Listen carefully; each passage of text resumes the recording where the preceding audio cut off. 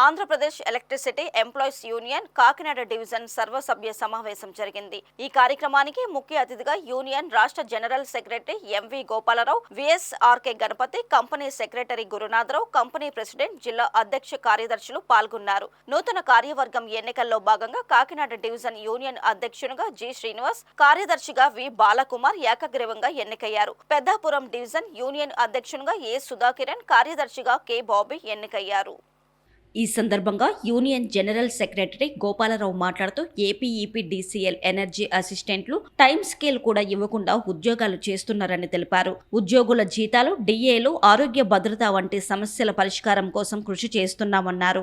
Energy అసిస్టెంట్ల భవిష్యత్తు కార్యాచరణ కోసం కాకినాడలో సమావేశం నిర్వహించామని తెలిపారు. వీటిని ప్రభుత్వం దృష్టికి తీసుకువెళ్లి తదుపరి కార్యాచరణ ప్రకటిస్తామన్నారు.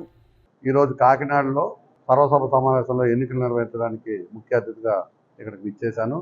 మరి ఈ కాకినాడ డివిజన్ 2 డివిజన్లుగా విడిపోయింది, పెద్దాపురం అండ్ కాకినాడ. 2 డివిజన్లకు కూడా ఎన్నికలు ప్రజాస్వామ్య పద్ధతిలో జరిగాయి. ప్రతి 2 ఏళ్ళకి ఒకసారి ఎన్నిక జరుగుతుంది.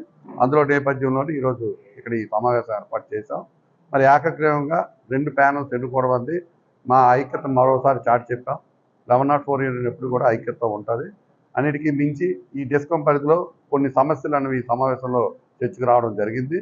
అందులో ముఖ్యంగా బైఫర్కేషన్, ఈ విభజనలో ఈ రోజు వరకు ఉన్న పదోన్నతులన్నీ కల్పించి న్యాయపరంగా అందరికీ కూడా ఇబ్బంది రాకుండా మరి ఈ విభజన జరగాలని మా కార్మికులు మాకు సూచనలు ఇచ్చారు. ఇవన్నీ కూడా కేంద్రీకరించి మేము డిస్కం యాజమాన్యంతో రేపు సోమవారం వెళ్ళి మాట్లాడతాం.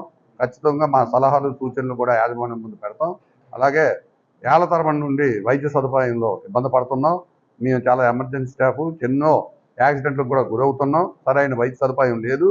నగదు రహిత వైద్య సదుపాయం కావాలని దఫాలుగా యాజమాన్యం మీద ఒత్తిడి తీసుకొస్తున్నాం.